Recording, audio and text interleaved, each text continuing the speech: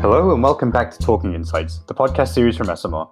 As always, I'm your host, Srikar and together we're going to be exploring the big questions of today, taking a look beyond the world of research to uncover key insights about the world around us.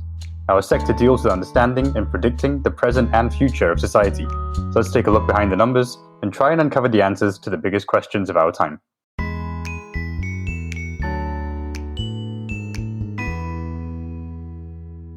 Across the globe, researchers at the cutting edge of a variety of fields are working to develop the cities of the future. Whether it's through AI, autonomous vehicles, blockchain, circular economies, or green initiatives, there is a growing movement aiming to create smarter, more sustainable, and safer cities for the future. The COVID crisis has, of course, added a new dimension to this work. Public health and safety are currently the primary concern in urban environments, and researchers and innovators are finding novel solutions to curb the spread of the virus, as well as preparing for any future health crises. But just what is the work that goes on in these living labs? What technologies are they developing for the cities of the future? How do humans fit into the tech landscape? And what innovations are on the horizon that will change the way we live? I'm delighted today to be joined by Tom van Arman, an architect and urban planner based in Amsterdam, who's using open data, AI, and IoT solutions to create more social, sustainable, and resilient cities. In 2010, he founded TAP, an award-winning smart city design agency, enabling local governments and industries to become leaders in the bottom-up digital revolution. Using agile and lean startup methodologies, he works with public and private partners to rapid prototype civic tech solutions that solve urgent urban dilemmas. Tom, thank you very much for joining us today. It's absolutely my pleasure, Srikar. Thanks for the kind introduction. So we've worked together, in the past as well, and I've had the chance to come and visit. That's right, full disclosure, yes. Yeah, I've had the chance to go visit your workspace on the Marineterrein in Amsterdam. Do you want to just talk us through, first of all, what is a typical day for you when you're working at the Marineterrein? What are some of the projects you work on? And what does it look like day to day when you're working in this space? Great question. I mean, I think the term living laboratory or urban experimentation zones is a kind of a new trend, a new kind of thing that's happening in cities all over the world that are trying to kind of explore what these technologies are, what this innovation is, what this innovation is about, and most importantly, what it means for the public. So, the Marineterrein is the former Navy, let's say, training grounds where they would learn radio communications and electrical engineering. Fast forward to 21st century, and now it's this kind of new campus to explore innovation, especially as it applies to what we can anticipate in the next 5 to 10 years of future city kinds of solutions. So yeah, it's a kind of it's an open kind of campus. It's a kind of wonderful microcosm of any single city where you have waterfronts and parks and business parks and hotels and restaurants and private property. And you can test out a lot of stuff with the people in those kinds of environments. And then what, of course, works, you can replicate and scale in other parts of the city or other cities in general. And I think what's interesting too, I mean, as it relates to, say, Esomar in terms of market research, it's a wonderful kind of showroom to really kind of engage the actual end user, in this case citizens or consumer in the market research term, to understand what the value of these kinds of technologies are, whether they're products or services. And so that's why I think it's important that we kind of bring these conversations to the doorstep of the citizens and the public so that we can have more meaningful conversations about what kind of future cities we want to live in the future. And the smart city conversation, as you mentioned, it's kicking off, all across the globe. There's, from Europe all the way, I think China's planning to build a couple of dozen smart cities, over there over the next few years. How have you, within this space, seen the conversation around smart cities evolve over the past few years? And over the past few months, have you seen the COVID crisis unfold? Have you seen a kind of acceleration? Yeah, that's a good question. I think we have to unpack that in a couple of different ways. One is, of course, what is the trends of development and innovation in the smart city space, and the other one is how does COVID affect that transition, let's say, to the digitalization of our cities. So let me start with the first part, which is what models we have right now in terms of what smart cities are. And you have two kind of examples. To the east, we have the Chinese example where cities are built literally in just months, and we're talking cities that are millions of people. So that's a very impressive and a very rapid kind of development. And what they're trying to do is, of course, build those kinds of systems, those technologies in place where they can be tracking and tracing and monitoring their citizens to make sure that they're on their best behavior online and offline. And so some of these cities are actually sponsored by like Samsung and other corporates, but most of it is kind of state controlled. Mm-hmm. And then to the west, let's say North America, we had the fallout of the Google City, which was the Sidewalk Labs project on the Toronto waterfront that for several years had been wanting to explore a super futuristic city based on affordable housing and interconnections under zero waste principles, water capture systems, and all these great ideas. But I think everybody is now taking a step back and asking themselves, well, do we want to live in those cities where everything is monitored and tracked and traced?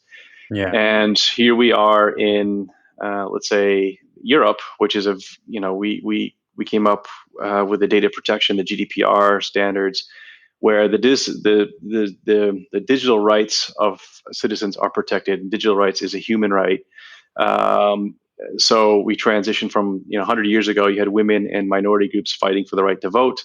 Mm-hmm. Fast forward into the 21st century in this post-truth era where everybody's being all their identity information is being captured and capitalized on. And so we kind of have to really be careful about what kinds of technologies and systems we're deploying to protect the interests of the citizens, but at the same time improve the services of the city or improve the public space of our cities. So it's a delicate balance right now, and so that's what we have to keep in mind. And the second part is to your question, which was the Corona aspect. How has Corona affected this transition? And it's a good one because I think we're pivoting right now from a kind of a response to recovery, and it's really interesting because the work that I'm doing for the city and the CTO offices and so forth is very much about what kinds of insights can we create to deal with the policy versus the practice of social distancing. Mm-hmm. How do you deal with that right now? Because there are some great examples and some really bad examples. I think the great example is Europe and Asia for that matter for different reasons. But then you have the American model, which is do-it-yourself kind of thing at your own leisure. But we need to, as we're in the recovery standpoints, as an elderly person, they need to know where it's safe to go in the city. Mm-hmm. As a facility manager or a traffic coordinator, you're going to need to see where it's safe to open up streets and sidewalks to alleviate the density and the and the congestion. And as a cafe or restaurant owner, they're liable for the health and safety of their guests, their patrons, and customers. So they also need insights. And so some of the technologies I've been building are basically to show with computer vision technologies, using a simple open source kind of solution, you can actually give scores to places. And so it's completely anonymous, very, very strict data processing agreements, very strict user protections because it's the public, it's the citizens' information. So we're just visualizing the data and in iconographic ways where it's busy and where it's not. So people, rather than being fined or punished, where they would be in America or Asia right now, they have choice here. They can make decisions about where they want to go. So there's a lot of kind of, besides the fallout from the whole COVID tracking apps, which are very evasive, we're trying to find alternatives to those kinds of technologies, so you don't have to give up your contact database, contact lists and books and so forth. Well, it's interesting because from my personal experience over the past month or two, I've seen a lot of different approaches to this. So here in Utrecht, we have a couple of narrow streets in the center that have now been turned into one ways, and you have a warden at one end who tells you to walk in another direction.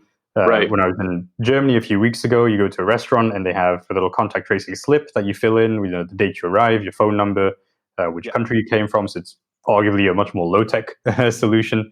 Right. How do you see, you know, from the computer vision that you described? And I remember as well seeing the video that you made some weeks ago with the laser that was making a kind of 1.5 meter circle around to kind of track the social distancing. Yeah. Space. That's a How great is example. technology providing solutions for these issues? You know, things like social Well, distancing, things like tracking. Well, those points that you're mentioning are spot on because right now in this kind of post-COVID world, in these post-COVID cities that we're living in right now, they're not up to code. There are standards and norms that have been designed as policy for the last 100 years, but they're no longer relevant certainly in the light of pandemics and things like that. Yeah. But it gets more complicated because right now citizens and the general public are forced between privacy or safety, and it's like, or health in this case, right? So that's not fair, you know. It's like, why should we give up health for protection of privacy or vice versa? And I think that the technologies that I'm developing for the city is trying to explore having it both ways, having your cake and eating it too, because you shouldn't have one or the other. But that's what we're dealing with now because we weren't ready for this. Not only on the health crisis, not only on the economic crisis, not even the social, civil unrest crises that we're dealing with, but also on the spatial crisis. And that's what I think you're alluding to in your travels and even in Utrecht. There are lots of different ways of doing things right now, and it's very much of an exploratory kind of system right now where we're just learning as much as we can to figure out how to flatten the curve or how to not relinquish all of your digital rights into some sort of large database where somebody has control over that database. I think we need to find something that spatially is compatible to the threat that's there, but also, so in other words, compatible to the health, compatible to the privacy. And that's a lot of the work I'm doing still as an architect and urbanist is that common denominator. What is the spatial impact? And then next to that was the social impact to these kinds of things. And the laser thing that you were talking about was a bit of a fun thing because it's completely open source. There's this guy in Rotterdam who's a complete maker, and I saw his video, and he had a web page where he showed you how to build it. And I'm an open source guy, open source, open code, all that good stuff. And so I built one myself, and my son and I went out to the Marineterrein, this living lab where I work. And we started measuring what is 1.5 meters on a picnic table or a sidewalk or a dock or, in the park. And it was instantly clear that none of our urban spaces are ready for 1.5 social distancing. Even if you wanted to, even if you see the signs everywhere in the parks, and in the city centers and the squares and everywhere, social distance. But it is actually impossible, and I would say the majority of civic spaces to adhere to that law. And next to that, of course, even if you can't adhere to it, how do they enforce it? And that's where we're in this kind of weird paradigm right now in this recovery phase about which models are working and which ones aren't. And I think my conclusion is that where we are right now in August in 2020 is that the only way that we're going to compete to beat the virus, to win the battle against Corona, is sharing knowledge, sharing data. And so that's what I'm doing constantly, is making sure that we have enough. We're constantly sharing the information that is working and it's not working. If it's not working, you ditch it and keep working to find those solutions that are working. And it's interesting then that you mentioned space, like a lack thereof. Especially when you look at these cities in the Netherlands, you look at all cities in Europe. I think one of the issues is that they were built in times when people didn't need as much space. This kind of urban upswelling of population wasn't anticipated, and they weren't built with that in mind. So, where do you see the tension between, in some countries now, we look at places like Songdo here in South Korea, which is built on reclaimed land from the Yellow Sea, or in China where they're building new cities, in the Middle East where they're building new cities, versus the problem you have in Europe, which is trying to integrate these smart solutions into cities that were built 400, 500 years ago. Do you see Yeah, I mean, right from there? We don't really have the space or the of capacity, course, right? yeah. The medieval city centers of Yeah. Europe are profoundly more complicated than the let's say the post-war city of America, which are huge, huge vast terrains. But I think what is it like? I remember when I was studying architecture, there was a lot of examples of Pope Benedict's survey of Rome, where he colored in all the buildings black, so you could start seeing the patterns of these little streets and things like that. And we move on to 1854, the cholera outbreak in London, where John Snow was able to map those sicknesses and the outbreaks. And so with that data, you could in space, you could actually start tackling that problem and isolating that problem, so you could deal with it. And so that's so in other words, the data sharing stuff isn't so new. It's really, really old. But how it affects us as a society right now in terms of our privacy and our digital rights is a new thing for sure. And so in Asia right now, as you were alluding to, they have a system where all the citizens are forced to walk. Everybody has a smartphone in the world, and on that phone in Asia, you're stopped by the authorities and asked to produce your status. And there's basically a QR code, which is a traffic light system. So green is that you're healthy. Orange is that you're supposed to be in quarantine for another week, and then red means you're infected. You have to go home. So when we as Europeans are confronted with that, that's a no-go. But that's how the Asians were able to clamp down on it so quickly, is to do the tracking and the tracing, figure out where those, so not just who you are as an individual, but where you've been in the last minutes, the last hour, the last day, the last week, and they can see instantly where those threats are and jump on it and keep the curve down. And so that's why Asia's succeeding on the health front, whereas America is not. So those are interesting kinds of, let's say, perspectives from the John Snow maps of the cholera outbreak in 1850 versus where we are in 2020, which is the digital, like who's owning, who's harvesting, who's storing, who's processing all that data that they're collecting from us. I do want to come back to that, and that is obviously it's a huge point of discussion when it comes to talking about smaller cities as we move into the future.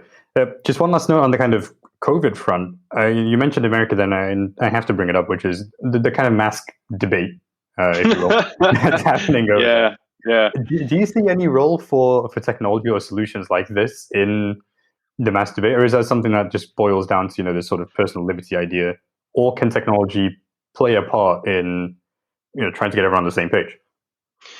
Wow, that's a great question. I hadn't even thought about it, but of course, there's always a technical solution for everything. But you always, as a designer, I'm always hanging out with the engineers and programmers and coders, and they do it because they can. And they never step back and say, "Why are we doing this?" And so there's always a solution. For example, object detection, computer vision, whatever it is, deep learning to detect facial masks in public space or in commercial spaces or whatever.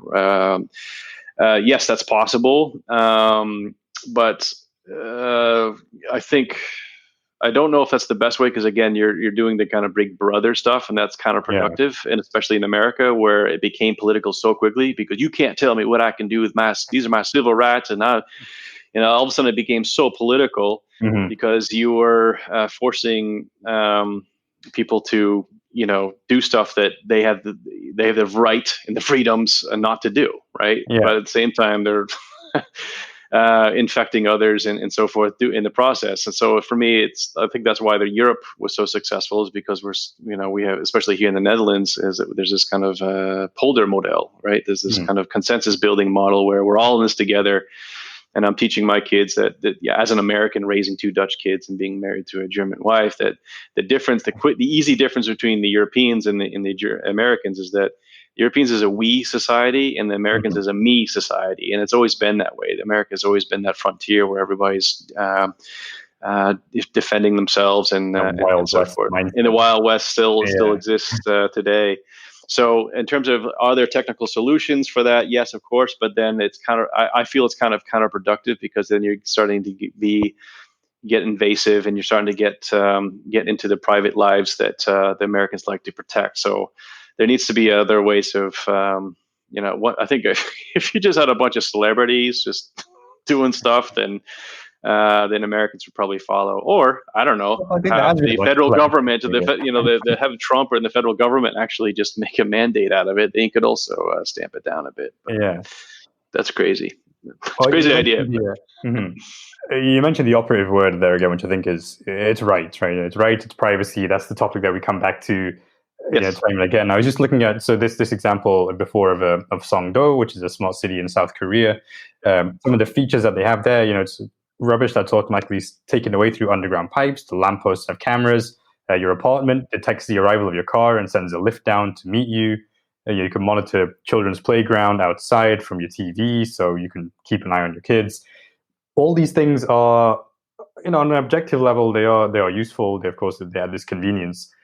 How do you, in your role as a planner, as someone who experiments with this technology, how do you find that balance between providing these solutions, providing these innovations, and safeguarding privacy, especially in the EU now, where we have this strong GDPR kind of foundation? How do you find that balance? Well, it's very simple. It's really, really simple. It's a for-profit or a non-profit model, right? So the for-profit is that kind of surveillance capitalism from the US, where Google, Facebook, Uber, Amazon is collecting profoundly more data than they need, and they're capitalizing that and sometimes weaponizing that against us to change our behaviors to make more money. And in Asia, it's to enforce good behavior and control over the population. So when you have a nonprofit model where the data is open, the source code is open, you can fork a GitHub into it and it's yours. And then there are some ethical rules and guidelines. So one of the things that for the open source crowd monitor that we're working on with the city is that making sure that we have a really simple to use do-it-yourself toolkit to make sure that you're deploying these technologies safely and ethically in your own city.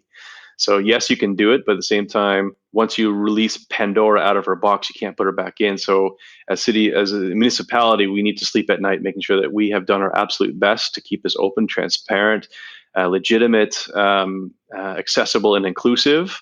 But at the same time, it's not going to be used for harm, right? We're not going to abuse this kind of technology. That we're going to use it as ethically as possible, and fairly and democratically as possible. So everything I'm designing as an architect isn't just the physical kinds of the kind of confines or the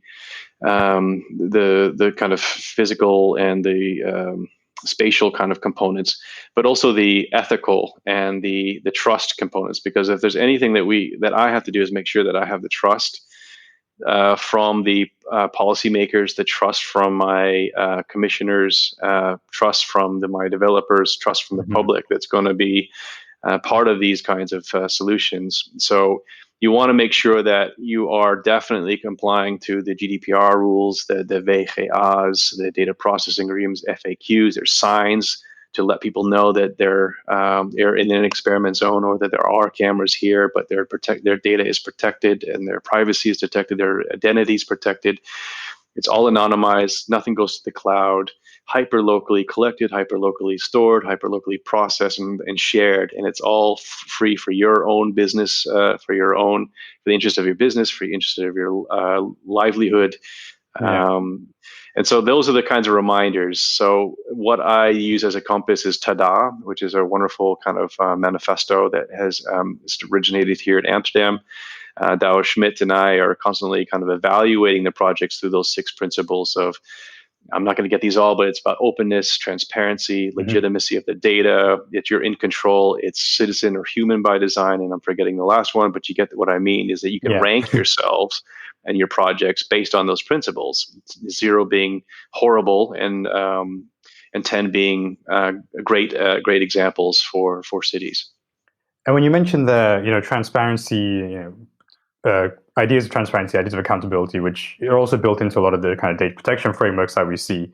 How do you, it's simple when you go on a website, okay, you have your kind of cookie tracker that comes up and you make the obvious selection, what you do and do not want to share. How do you achieve something similar when you're talking about, let's say, a crowd monitoring tool that's deployed in the center of Amsterdam? How do you get that same degree of information out to the public who are going to be, it's something it's happening to you passively, right? You don't actively choose to be monitored by the camera. You might just be walking past. So how does it work in that sense to create that trust and that sense of? Yeah, it was fun. Last month or 6 weeks ago, you and Bianca and I were engaging let's say the Advanced Metropolitan Solutions Institute, which is this private-public organization teaming up the City of Amsterdam with TU Delft and Wageningen University, MIT in Boston. And they had they had a Living Lab Summit. And I wanted to get your perspective and Bianca's perspective and certainly Kim Smouter's expertise on this topic. And I remember I was so excited about this conversation. I started kind of tweeting about it, and I said, "Yeah, why aren't there cookies for public space? Like, as you enter the Marineterrein, there is no like button to push. I understand the terms and conditions of walking into this grand experiment.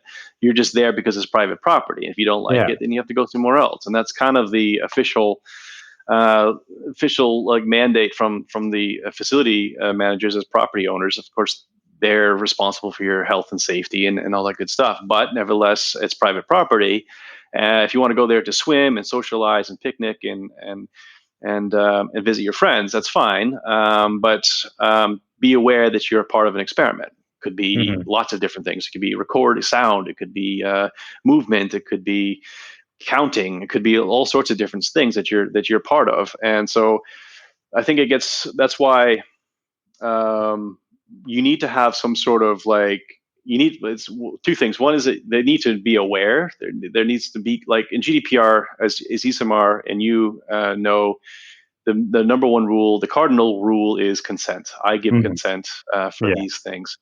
And that's hard in public space, but that's where we're going. And all of these technologies kind of spilling over, flooding the market, right? And there's no regulations to control, and it's spilling over the edges and spilling into the public spaces, but there's still no real rules there. So one thing is just awareness, so that people know that what they're entering. They may not have to understand every terms and conditions, but at least know that they're participating in an experiment unbeknownst to them. And the second one is to bring that kind of that dilemma, that friction, that edge from the boardrooms or the parliamentary chambers to the kitchen table, so that the people, the public, general public, the moms and pops and the families start having these comprehensive discussions about what kinds of cities do we want. Because at a certain point, we're going to be walking over some lines, red lines that we will never be able to walk back from, as we've already discovered with not only the internet but certainly social media. It's just become completely weaponized and using it's using for evil and not good. And and once that infiltrates the public space, then we've lost our city. And do you think that's going to be a growing issue? I mean, so you're based in Amsterdam, of course, and if you look at it on kind of national level, the Netherlands is a strongly democratic country. Personal liberties are respected. What happens, do you think, when you start spreading this to other countries where maybe the rule of law, the rule of democracy isn't quite as secure, where these technologies that should be used to make cities more efficient or more sustainable are open for exploitation? How does this thought, unfold then between people like yourself who might be working elsewhere and the public? Yeah, I mean, I work on a whole. My core businesses are like smart energy, future mobility, and city data.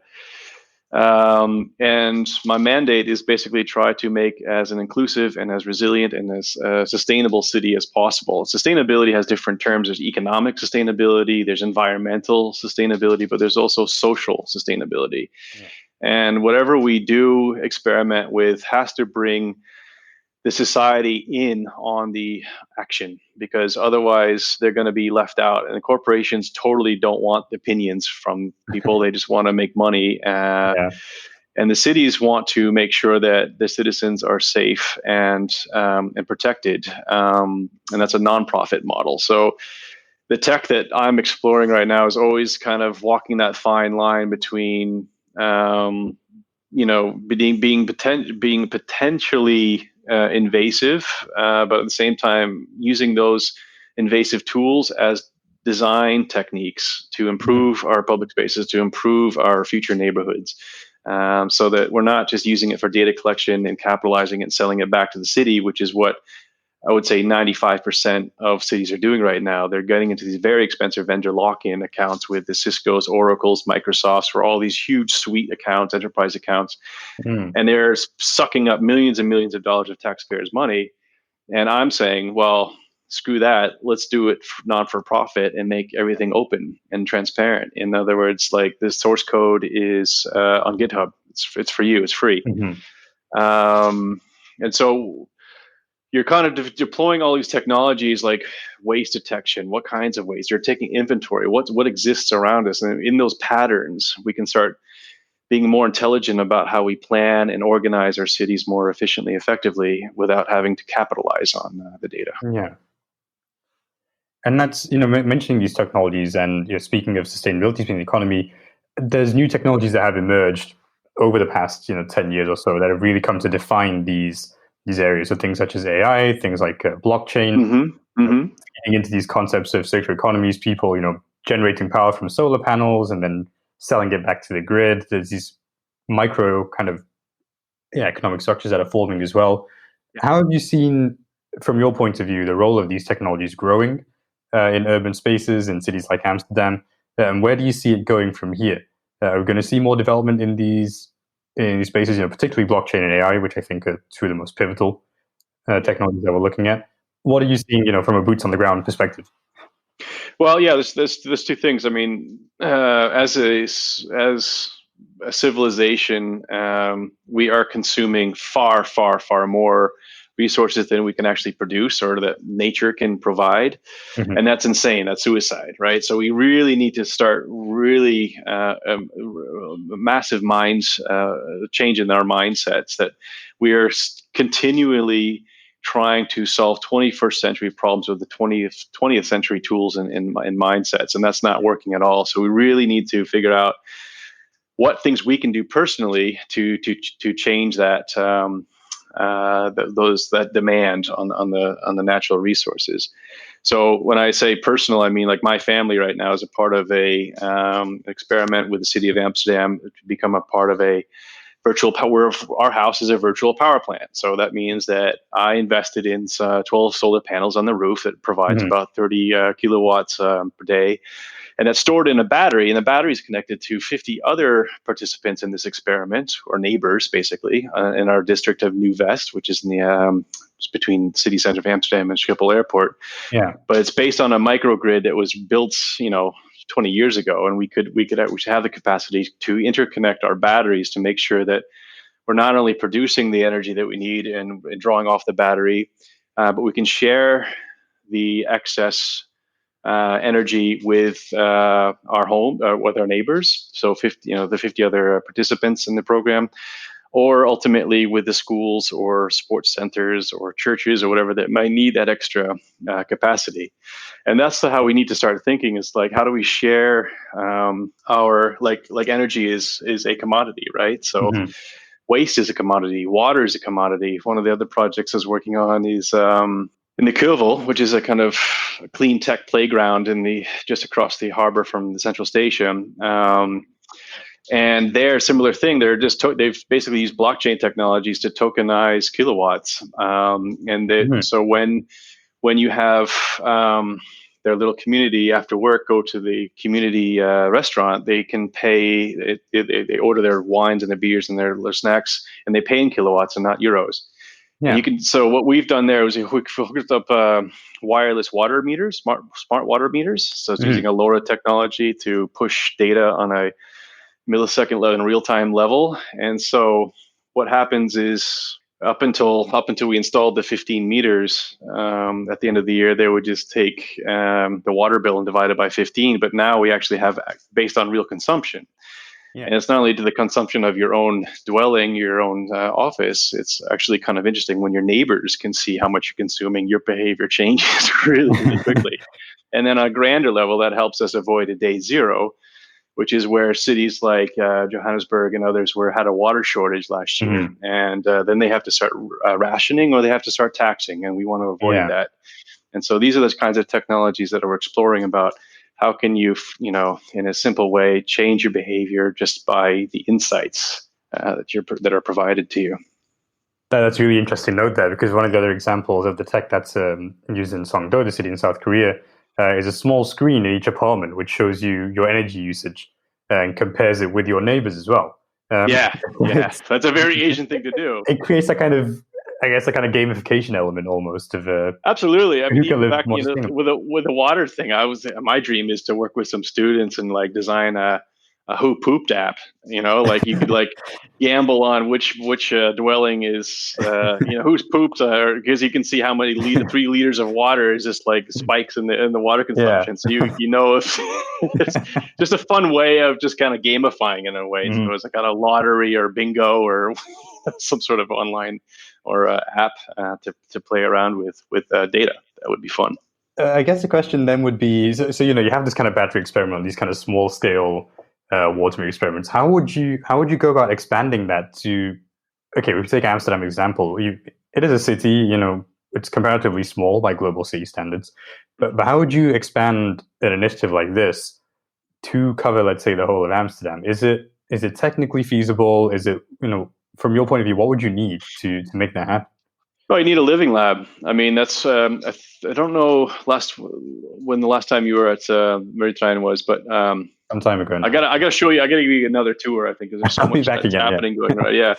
So one of there's an initiative called Smart Roofs, and then there's another initiative called Permavoid. So the Smart Roofs is basically taking the rooftop of Amsterdam Smart City headquarters and the Economic Board headquarters. It's a small, simple building, flat roof, and then they add this package of grass, soil types, and water capture systems. And then it's full of meters, so it can detect evaporation rates, moisture rates, all of these kinds of important things. And so the rooftop is whatever, it's like 200 square meters or 300 square meters, but then it's divided into little packages, so we can actually start studying which package operates the best, performs the best in Amsterdam. And likewise for the Permavoid example, it's basically three mini little football pitches with artificial grass. And then underneath the grass is same system. We're trying to figure out how we can cool the cities the most effectively. So again, hooked up all sorts of sensors and meters and devices to see to monitor which zones are doing the best. Because when you have, let's say, a water capture system, you can use the soils to filtrate the water. The water goes into the building. You can drink from it or use it for your washing, or you could not only feeds the flora and fauna on top, but also regulates the temperature of your building. So you have less heat loss.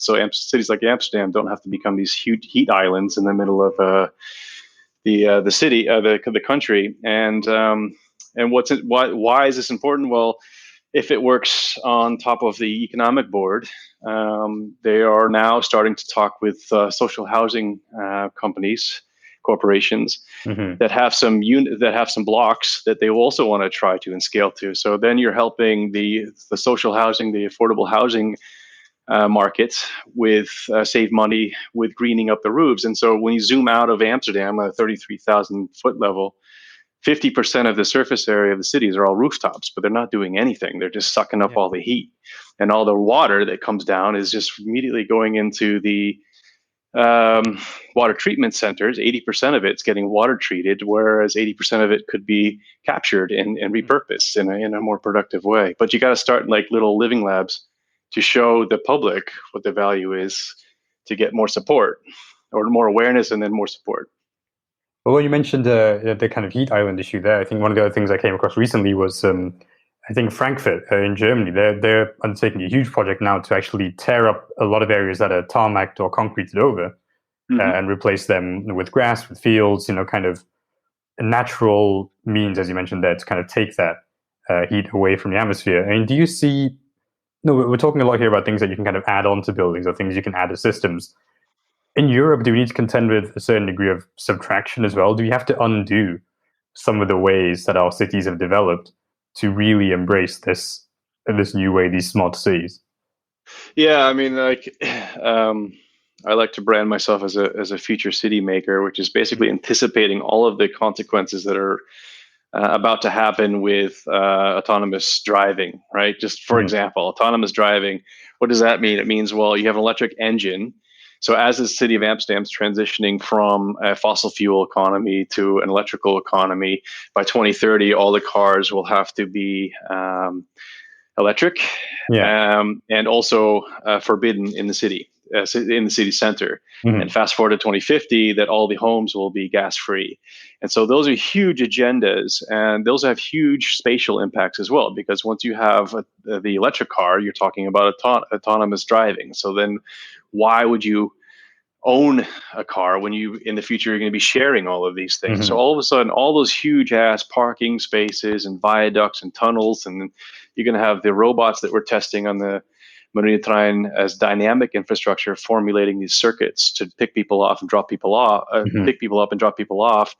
You don't need to be building all this massive infrastructural stuff when it's completely temporary. It's a shared economy future, and there's a completely different ways of designing our future cities, because it has more reliance on the physical implications as it does the service sides of things.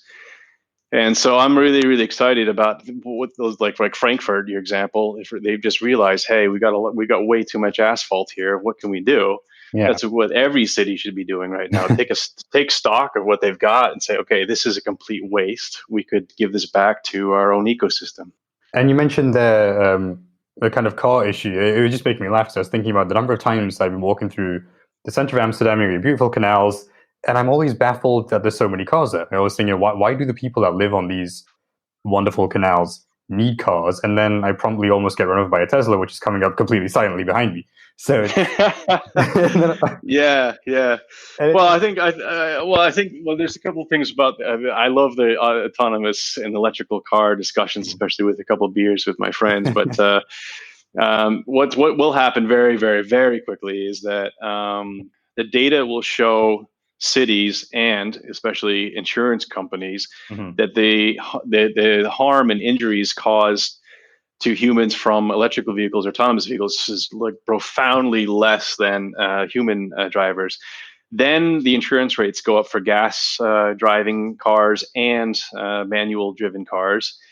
And so things will happen really quickly. And then, of course, as these political agendas start hitting their deadlines, people are going to realize why.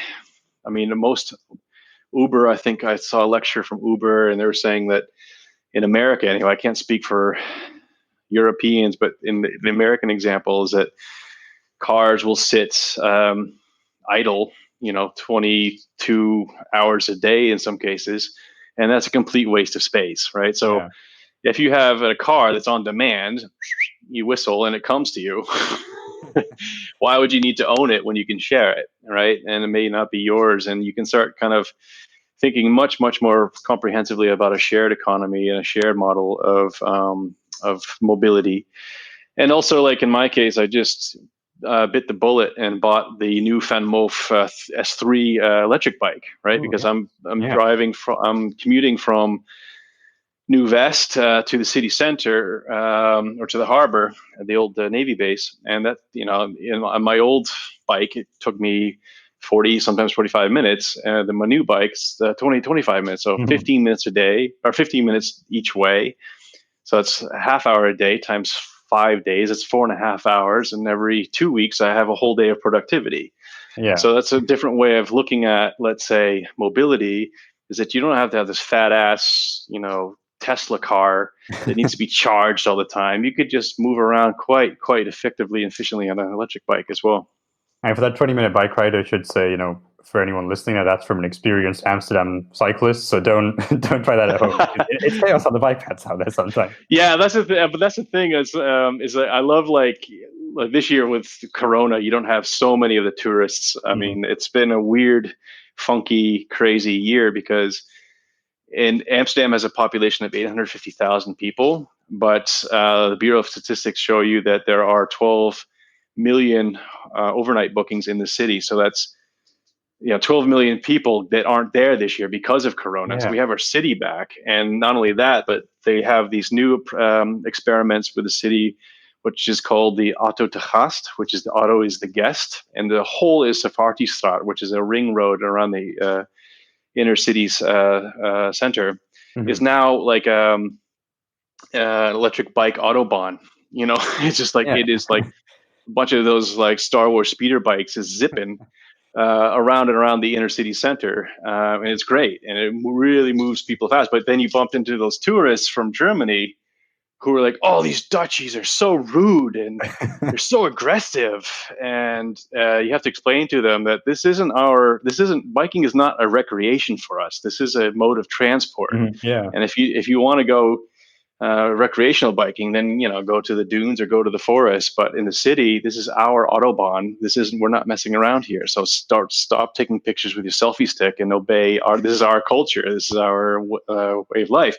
Yeah. And it's every time I go back to America, it's the same story. Like I have to explain to my Americans that 40% of the Dutch, especially I think 50% in Amsterdam, commute to work by bicycle. And imagine what your city would look like if 50% of the inhabitants commuted by bike.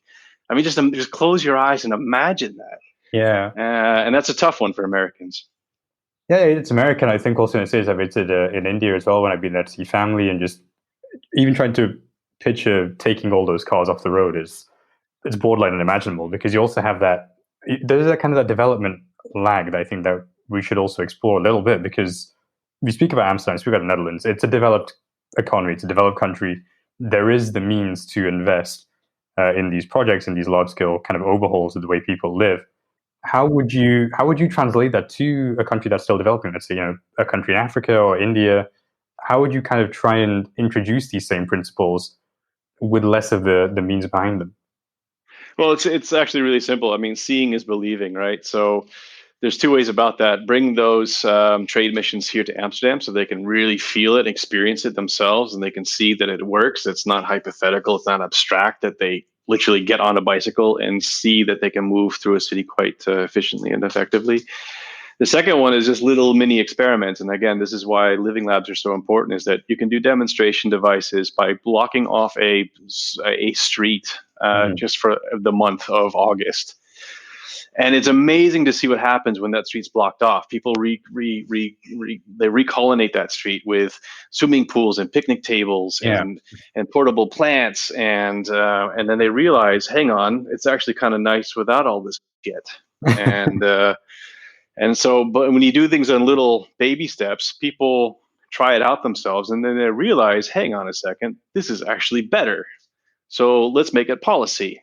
And then once it's policy on that street, then you can extend that street, or you can replicate from a different district or a different neighborhood, and you can keep replicating these experiments. But you got to keep trying in little smalls, and not like huge top-down kind of infrastructural changes, but really small social changes. And I think things can happen really quickly. Yeah, I think that top-down, bottom-up distinction is really important. I was just thinking, then I had a conversation with my dad last time I was at home. He's also considering making the move to an electric car. One of the ones I up was the Polestar. I think they have it's an electric car. You can either buy it for an X amount, or they have a subscription-based model where you subscribe to the car. It's delivered as and when you need it. You use it, and then you return it. And the rest of the time, it sits there. And he was very reluctant to kind of look at that model. He thought, no, if I have something, I want to own it. That concept of ownership was fairly key. And I think there's a lot of areas where that still matters quite a lot to people, like to have a thing, a tangible thing, or something that is ours. How do you tackle that shift in mindset when you're bringing these technologies to cities? It's a great example. I mean, I think it always comes down to what the local culture is, Mm, and in America, it's absolutely about ownership. Not even just one car, but multiple cars and 3-car garages and huge ass attics and basements where you can store mhm, all your shit and order more and more shit from Amazon. Don't know if it's making everybody happy to own stuff, but anyway, I think when it's about convenience, right? I think that's what your mhm. father's talking about. Yeah. Is that when it's not when you're at the mercy of some sort of service, it could go wrong, and then you're at the mercy of that service versus Mhm, owning it as mine, and you can do whatever you want. And I think that's where small companies, startups, entrepreneurs, and things will actually start occupying this space really, really quickly. Is to show that who's got the best service, who's the most reliable, who's the most trustworthy. So back to my Van Moof example, I had to wait. I ordered it when it first was launched. The product launch was in April, and I was so mhm. excited. I'm like, I'm going to do this because it's not a cheap bike. It was like 1,800 euros, but I want to be the first one to buy this new version. Early adopter of it. Early adopter. Well, no, I mean Yeah. it's version 3, so I'm not Okay, really yeah. early, but but it was half the price of S2, and it had more bells and whistles and features, and it was. Yeah. So I had to wait until July until I got it, and I got it. I'm like woohoo, and I felt like Luke Skywalker, a speeder bike in the Vondel Park, and then my front tire popped. I'm like, what the hell? This is I waited 4 months and I get it. And the thing popped. What a piece.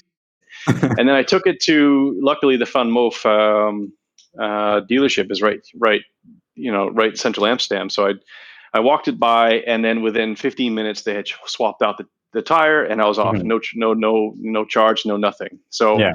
that for me was good service. Like, okay, well, if I have a problem, I know that these guys can resolve it very, very quickly because I'm one of those, early adopter or clients or just Mhm. customers. And so there's a lot of people that, a lot of companies, a lot of startups, scale ups that are trying to get trust back into the system so that the whole convenience stuff becomes it's still super super important, but you have to earn that Mhm. trust, and once you have it, then your business can only do good. And moving on now, looking everything you mentioned a couple of times that Amsterdam is a kind of key example of the power that smart city tech can have, and as you mentioned with the Living Lab as well, kind of an example of how you can really work to implement this practically. If you had to give some advice to someone who is starting a similar project in a different city somewhere else, what are some of the kind of key things or the key ground rules that you would suggest? So if you want to start up a Living Lab smart city project, what are some things that you really should keep in mind to make sure that it succeeds? Great question. I mean, last week we were talking to the development board of Poland, and they asked us to conduct 3 workshops in 2 hours, and they for to answer that very same question, and basically we want to kind of give them firsthand examples. So, like I said, seeing is believing. When you see that there are living models of these solutions, it's not hypothetical or abstract anymore. You can convince more people. You need to identify what is that challenge, the biggest challenge that you need to solve collectively, right? So, who are those stakeholders? Who are those partners? Who are those investors? Who are those user groups? Who can relate to that problem? And once you collectively decide that's the problem, then you can actually move really, really quickly. Mhm. It's a very Dutch approach, but it works in my experience. We got everybody on the same page. They're all like, "Yep, this is it." And then the question is, in an agile way, what is the most value we can create in the least amount of time, right? So without any expense, what is that first experiment we can do on Monday that will Yeah. produce the biggest insights or the biggest value? And when you strip everything down to those basic kinds of the basic kind of needs, you can do things super fast, super cheap, and super small. And each step of the way, you're convincing more and more people that it works. And that's how you can actually get these things off the ground. And that's why Living Labs is the same approach. Is that Yeah. okay? Where is that? Who is that property owner? Or is it is it a campus? Is it a museum? Is it a square? Is it a corner on your neighborhood street. Mhm. Where is that place where you can test these things out and get people's feedback so that you know that you're doing something important and they want to be a part of it. And once they're a part of it, things move really, really quickly. Mhm. And I also want to go back to, now you mentioned a phrase before, which is, trying to solve 21st century problems with 20th century mindset. Mm-hmm. I find that really interesting because what to you would be what to you would be the 21st century mindset? So what would be the mindset that we should be approaching these modern day problems with to really make a change, to really resolve issues of future generations? Yeah, good one. We like to ask the big questions here. Well, no, I mean, I think that like when I jumped ship from architecture urban planning is when Steve Jobs stood up on the stage and held up the world's first smartphone. Mm-hmm. And I said, holy God, what happens if everybody has those in their pocket? We would have whole new tool sets and insights to design better cities. In my say, that's why I started designing apps for a living, waste apps and labor apps and all these crazy things for the cities. And then I got back to the roots and tackled the spatial stuff. But what I mean by that is that when you have, when we transform ourselves from consumers of all this crap and to prosumers, and we use these kinds of devices and technologies to create more fact-based decisions, more evidence-based decisions, then we can definitely solve big problems. And once we teach people how to use those, how to collect the data, how to process the data, how to curate the data, how to visualize the data to make compelling arguments, if everybody knew how to do that, there would be no more emotional bullshit discussion. We're stuck in this kind of post-truth era right now, where everything's fake news, folks, and that's crazy because of the whole problem that so many hundreds of thousands of people are dying in the U.S. right now because there's dispute on science. Yeah. Like, where did that happen? So if all those morons would just stop consuming crap on YouTube and things and start collecting facts and evidence to go to their local leaders and say, this is what we need, this is why we need it, and this is when we need it, that would be a completely different society. So I think that's the 21st century mindset, is an agile way of doing it. All that data and that information is at your fingertips. We can transition from the emotional, subjective discussions into more facts and relevant based discussions. And that's really interesting because a couple of weeks ago when I spoke to Zeno about AI, which Zeno you're familiar with, when we were discussing AI, one of the quick things that came up in the conversation was when you're dealing with these issues of fake news and misinformation, was this idea of introducing more of a critical thinking element back into education, back into when you got kids in primary school, when you got kids in high school, really encourage them to critically assess information that's put before them. Right. Would you need something similar to that for educating these kids about where they're going to live? If more and more people are going to be living in cities over the coming decades, start educating them from an earlier age about how you really live and ensure that your city is sustainable and prosperous and equal for everyone? Yeah, I mean, I'm a father of two kids, a boy, my son Jakob, who's 16, and my daughter Ava, who's 12. And they're now both going to this new kind of Scandinavian-based school. It's called Spring High. It's based on the Esprit system, which is basically peer learning. It's very kind of Montessori, but also like practical, like real-world examples. So even if you're studying math, you can go outside and figure out ways to calculate the number of tiles in the playground, quickly. And so you contextualize everything, and then the kids can relate to it much more. And then on the Marineterrein, there's a coding college called Codam, and it's one of the partners of Tom who wanted to invest in the disenfranchised youth in society. So a lot of, for socioeconomic reasons, these kids couldn't get through high school. So from 18 to 25, you can go to learn how to program for free. So there's no tuition. There's actually no curriculum. It's a peer learning system. And what they're saying is that it's not about solving the problem in the classical sense. It's about how to approach the problem in a meaningful way. So resources, what skills do you have at hand? What skills do you need to get? to solve that problem. So it's not about solving the problem per se. It's about how do you tackle it? And I think that's a wonderful way of approaching things, and that's more relevant than the 20th century model. Yeah, absolutely. And one final thing that I want to get your thoughts on is, throughout this conversation, with reference to a lot of different technologies, we've talked about smart cities as they're evolving in Europe versus in Asia. And to me, correct me if I'm wrong on this, I see the technology itself is never the issue; it's more the use of it.